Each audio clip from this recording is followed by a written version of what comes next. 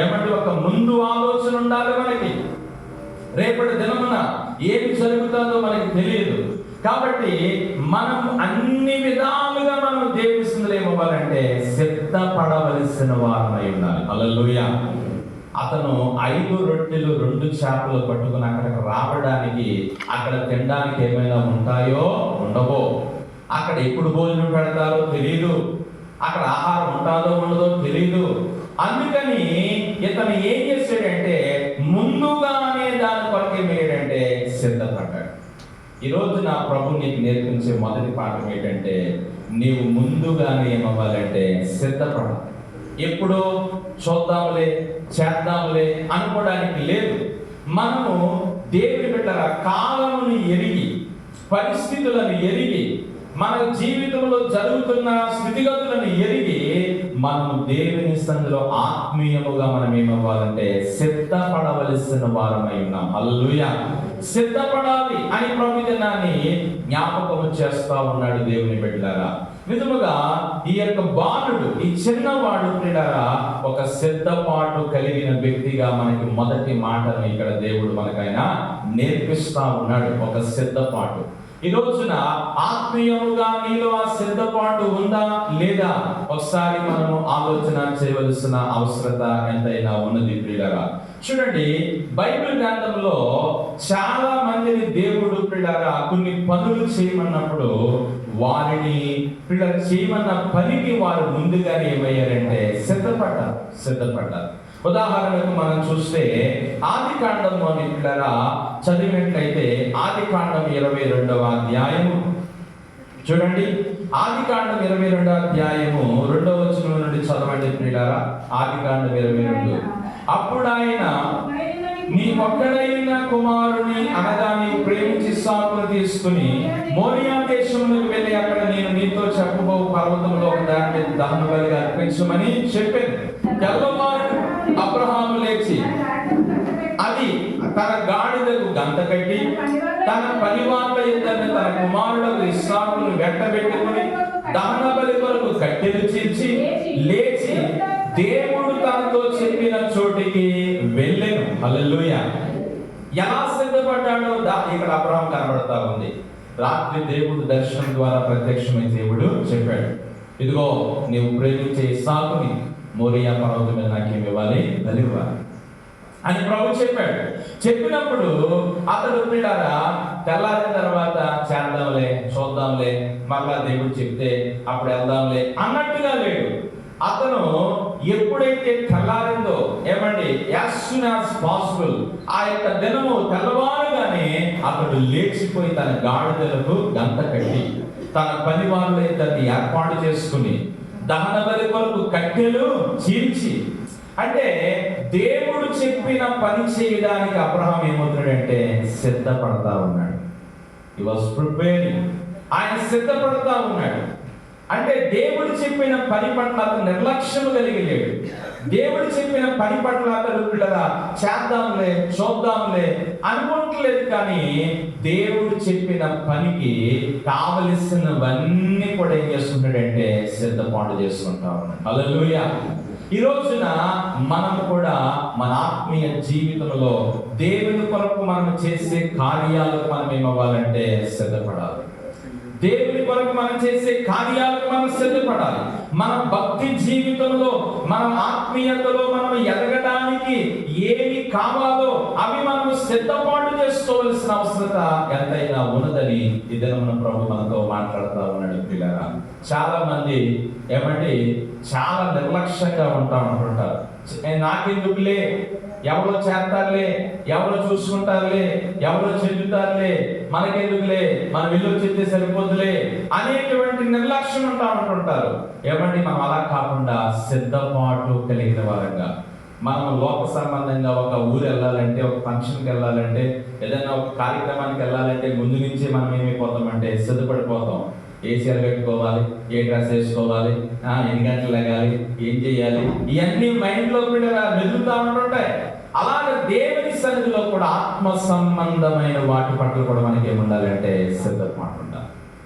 ఈ రోజున మరి పిల్లల ఆదివారం ఉదయాన్నే మందిరానికి వెళ్ళాలి. ఉదయాన్నే మందిరానికి వెళ్ళాలి అంటే దానికి తగ్గట్టుగా మనము ప్రియులారా ముందుగా ఏమవ్వాలంటే సిద్ధపడాలి. తెల్లారేసిన తర్వాత అప్పుడు ఏం చేద్దామా, ఏం తిరుగుదామా, ఇవన్నీ సర్టిఫికెట్లకి టైం అయిపోయింది, ఆమె అంటారు ఇంకెందుకు వెళ్దాం, శుభ్రం తినేసి పడుకుంటే పోయే అనుకున్నట్టుగా మన జీవితాలు చాలా సార్లు మనం గడిపేస్తాం ప్రియులారా. కానీ ఈ రోజున ప్రభు చెప్తున్నాడు, ఈ చిన్న బాలుడు ఎలాంటి వాడంటే ఆయన వెళ్ళేటువంటి ఆ మీటింగ్ కి అక్కడ ఏముంటుందో ఉండదో, ఏం పెడతారో పెట్టరో, అక్కడ ఏం పరిస్థితులు ఉంటాయో తెలియదు. ఆయన వయస్సును బట్టి అతను పట్టుకుని వెళ్ళాడు అనుకోండి, అది వేరే ఉద్దేశం. కానీ మైండ్ మనకి ఏమవుతుందంటే నేర్పిస్తుందంటే ఆ బాలుడిలో ఉన్న సిద్ధపాటు. హల్లెలూయా. అక్కడికి చాలా మంది వచ్చారు కానీ వారెవ్వరూ ఏమి తెచ్చుకోలేదు, కానీ ఇతను ఒక్కడే ఆహారమును పట్టుకుని వచ్చాడు. అది సిద్ధపాటు దేవుని బిడ్డలారా. హల్లెలూయా. ఈ రోజున దేవుని కార్యాలు చేయుటకు నీవు సిద్ధపడే వ్యక్తిగా నీవు ఉండాలి అని పిల్లల ప్రభు చెప్తా ఉన్నాడు.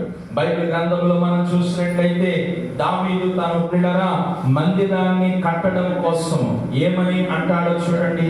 ఆయన నేను మందిరము కట్టడం కోసం కావలసినవన్నీ నేను ఏం చేశాను అంటాడంటే సిద్ధపరిచాను అంటాడు. చూడండి ప్రియులారా, బైబిల్ గ్రంథంలో దినవృత్తాంతముల మొదటి గ్రంథం 29, దినవృత్తాంతముల మొదటి గ్రంథము 29 రెండవ వచనం, నేను బహుగా ప్రయాసపడి నా దేవుని మందిరమునకు కావలసిన బంగారు పనికి బంగారమును, వెండి పనికి వెండిని, ఎత్తడి పనికి ఎత్తడిని, ఇనుము పనికి ఇనుమును, కర్ర పనికి కర్రలను, గోమేదపు రాళ్ళను, చెక్కుడు రాళ్ళను, వింతైన వర్ణము గల 10 విధముల రాళ్ళను, మిక్కిలి వెలగల నానావిధ రత్నములను, తెల్ల చెరువు రాయి విశేషముగా సంపాదించి తిని.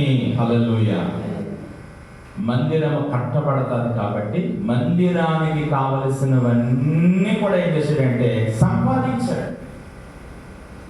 సొలొమోను చూసుకుంటాడులే, నేను కడతానంటే దేవుడు వద్దన్నాడు కదా, ఎందుకు వచ్చింది నాకు అని ఆయన దావీదు ప్రియులారా నాకెందుకులే, నా కొడుకే పడతాడు, ఆడే చూసుకుంటాడు, దేవుడు ఆడశాన్ని కట్టిస్తానన్నాడు కదా, నేను కడతానంటే వద్దన్నాడు కదా అని దేవుడికి కోపించి ఏమండి దేవుని మందిరానికి నేను ఎందుకు ఇవ్వాలనుకున్నాడా? అనుకోలేదు.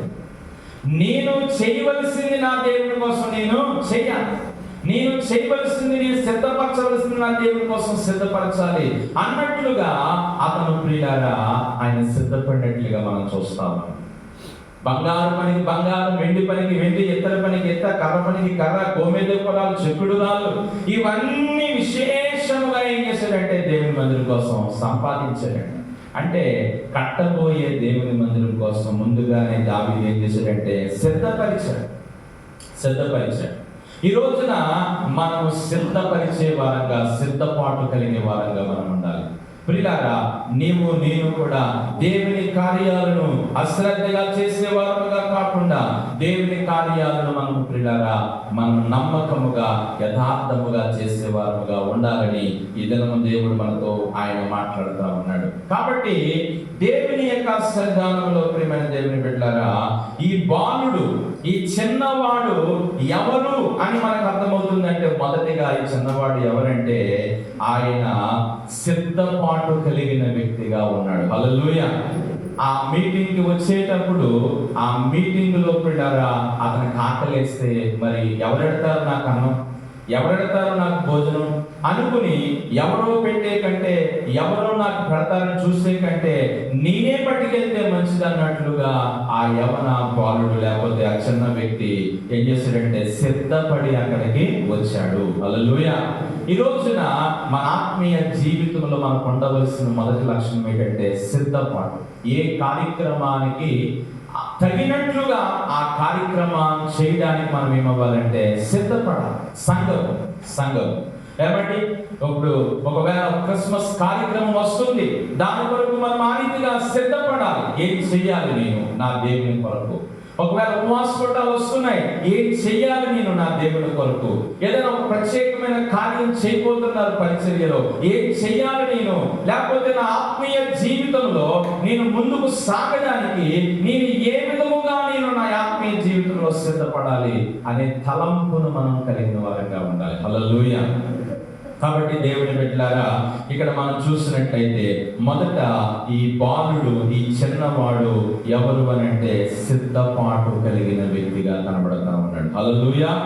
మరలా మనము ఆ యోహాను సువార్త 6వ అధ్యాయం 9వ వచనమే మనకు ఈరోజు వాక్యం అంతా మరలా చదివితే, ఇక్కడ ఉన్న ఒక చిన్నవాని యొద్ద 5 యవల రొట్టెలు 2 చిన్న చేపలు ఉన్నవి అంటా ఉన్నాడు దేవుని బిడ్డలారా. హల్లెలూయా. ఇక్కడ మనము దేవుని యొక్క వాక్యంలో మనం చూసినట్లయితే ఈ చిన్నవాడు మనకి ఎలాగ కనబడతా ఉన్నాడంటే, ఇతరుల మీద ఆధారపడకుండా తనకు తానుగా తన జీవితం మీద ఆధారపడతా ఉన్నాడు. హల్లెలూయా. అది అక్కడ మనకి నేర్పిస్తున్న రెండో పాఠం. ఇతరుల మీద ఆధారపడకుండా తనకేమి కావాలో, తనకేమి అవసరమో అతను పిల్లరా దానిని ఏర్పాటు చేసుకున్న వ్యక్తిగా మనకు ఈ బాలుడు మనకి కనబడతా ఉన్నట్లుగా మనం చూస్తున్నాం. అక్కడ ఎవరో పెడతారులే, తిందాంలే, ఎవరో పెడతారులే, మనం దాన్ని తీసుకుందాంలే అనుకోవట్లేదు. దేవుని యొక్క వాక్యంలో మనం చూసినట్లయితే తనకు తానుగా ఏమైనట్లుగా మనం చూస్తా ఉన్నామనంటే, తనకు తానుగా తన మీద అతను ఎవరికి నేను ఏ విధముగా కూడా ఎలా ఉండకూడదు అంటే ఇబ్బందిగా ఉండకూడదు, ఎవరి మీద నేను ఆధారపడకూడదు, ఒకరి మీద నేను ఆధారపడి ఉండకూడదు. నా యొక్క జీవితానికి ఏమి కావాలో నేను వాటిని సమకూర్చుకోవాలన్నట్లుగా ఈ యొక్క వ్యక్తి మనకి ఇక్కడ కనబడతా ఉన్నట్లుగా మనం చూస్తా ఉన్నాం. కొన్నిసార్లు కొంతమంది మనకు కావలసింది ఎవరైనా ఎత్తారేమో చూస్తారు అనుకుంటారు, మనకు కావలసింది దేవుని బిడ్డలు ఎవరైనా మనకు పెడతారేమో చూస్తూ ఉంటాం. అలా కాదు, ఎవరో మనకిస్తారు, ఎవరో మనకు చేస్తారు అన్నట్లుగా కాకుండా మనకు మనముగానే పిల్లరా దాన్ని సమకూర్చుకోవలసినటువంటి అవసరత ఉన్నది అని ప్రభు ఈ దినాన్ని ఆయన మనతో మాట్లాడుతూ ఉన్నాడు. బైబిల్ గ్రంథంలో పిల్లరా కొన్ని ఉదాహరణలు మనం చూసినట్లయితే, కొంతమంది యొక్క ఆలోచన విధానాన్ని మనం చూసినట్లయితే వారి జీవితంలో అలాంటి పిల్లల పరిస్థితి మనకి కనబడతా ఉన్నట్లుగా దేవుని యొక్క లేఖనంలో మనం చూస్తా ఉన్నాం. ఉదాహరణకు దేవుని యొక్క వాక్యంలో మనం చూసినట్లయితే ఎవరి మీదో ఆధారపడకుండా, ఎవరి మీదో ఆనుకోకుండా దేవుని యొక్క సన్నిధానంలో మనం ఆలోచన చేసినట్లయితే ఒక మాటను దేవుని యొక్క వాక్యం ఇలాగా సెలవిస్తాము. చూడండి, పరిశుద్ధ లేఖనంలో మనం చూసినప్పుడు దేవుని యొక్క వాక్యంలో ఇక్కడ ఏలియా జీవితాన్ని మనం చూస్తా ఉన్నాము. పరిశుద్ధ లేఖనంలో దేవుని యొక్క వాక్యంలో పిల్లరా రాజుల మొదటి గ్రంథము 17వ అధ్యాయంలోనికి మనం వచ్చినట్లయితే ఏలియా ఆయన ప్రభువు అతనిని కేరేతు వాగు దగ్గరికి వెళ్ళి ఉండమని ప్రభువు చెప్పాడు కదా. అక్కడ మనం చూద్దాం. 17వ అధ్యాయము 2వ వచనం, 17వ అధ్యాయం, మొదటి రాజుల 17:2.